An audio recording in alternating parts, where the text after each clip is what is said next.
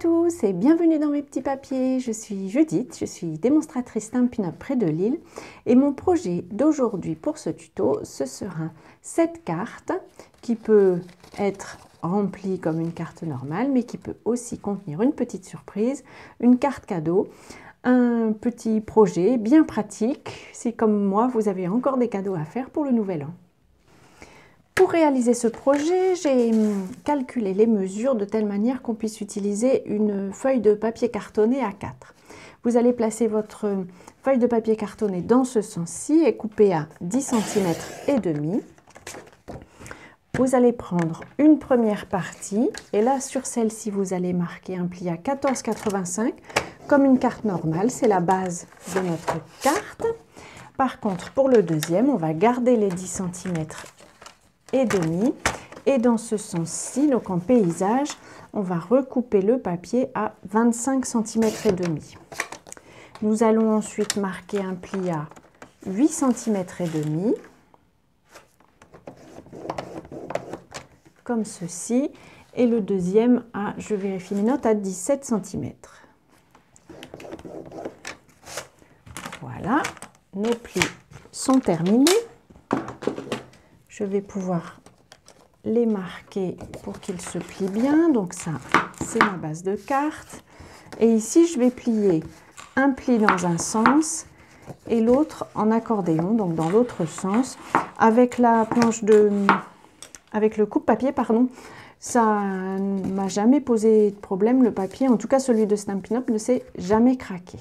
Nous allons maintenant pouvoir passer à la décoration. Pour la décoration de ma carte, je suis partie dans un thème autour de la pivoine. Pour mon prototype, en fait, j'ai utilisé un ancien papier parce que j'ai besoin d'une carte comme celle-ci pour ma nièce qui habite un peu loin. Pour donc le projet que nous allons réaliser ensemble, je vais utiliser le set de tampons pivoine pensive et puis j'ai utilisé les papiers de série Design.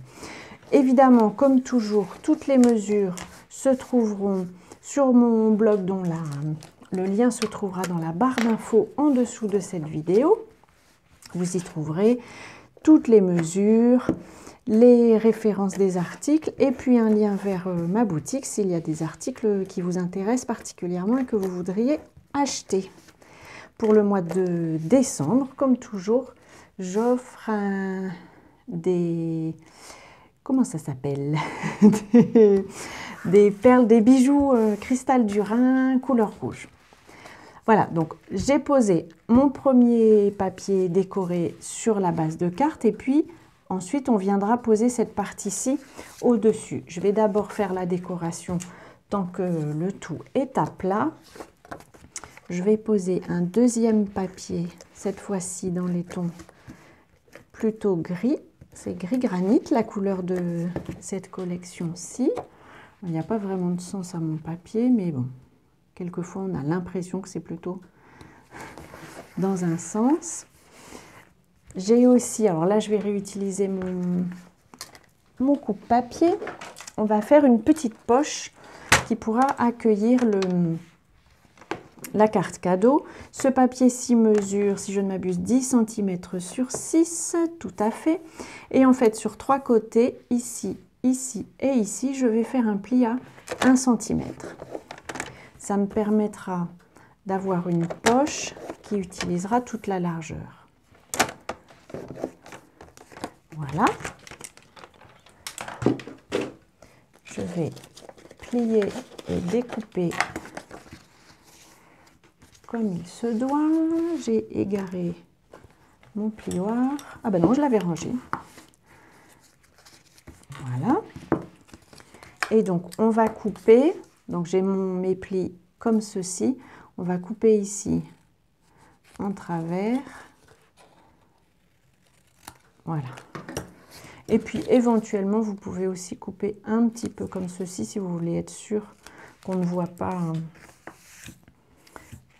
les dessus quand le tout est assemblé. Je vais utiliser comme toujours mon adhésif découpe facile parce que pour ce genre d'exercice, je trouve que c'est le plus pratique parce que comme c'est un adhésif sec, il ne va pas s'étaler, mais vous pourriez aussi utiliser du Stampin' Seal. Je vais Vous connaissez ma petite technique. Enlever seulement une partie de l'adhésif et le faire déborder comme ceci. Voilà, du côté qui sera visible. Je fais la même chose ici en bas. Voilà, comme ça je peux replier tous les côtés, le placer au bon endroit tranquillement, sans avoir trop peur qu'il se colle et que, avec cet adhésif là, vous savez que une fois que c'est posé, c'est définitivement collé. Si vous essayez de l'enlever, vous risquez d'arracher votre projet. C'est un peu dommage. Donc c'est une technique que j'aime beaucoup. Je vais y tamponner un petit souhait et c'est un endroit où je vais pouvoir déposer, écrire un petit message peut-être. Je vais essayer de tamponner à peu près droit. Ça me va. Je suis contente. Et donc celui-ci, je vais pouvoir le coller à l'endroit prévu. Du coup, c'est cette petite carte qu'on va coller sur l'autre. Ça pourrait très bien être la carte entière, ce que vous remettez à son destinataire. Moi, j'avais envie de le laisser sur une carte pour pouvoir l'envoyer, puis qu'il y ait une petite surprise aussi sur cette carte. Pour la décoration, j'ai pris la grande pivoine que je vais tamponner au milieu. Je l'ai tamponné en gris granit. Alors normalement, j'ai prévu de le colorier au Stampin' Blends, qui sont donc nos feutres à alcool. Je vous en ai déjà parlé. Normalement, quand on veut colorier avec des Stampin' Blends, on utilise plutôt l'encre noire Memento, Tuxedo. Là, comme le tampon a déjà des formes, des ombres qui sont dessinées, je ne vais pas m'attarder et je ne vais pas détremper complètement le papier avec l'encre à alcool.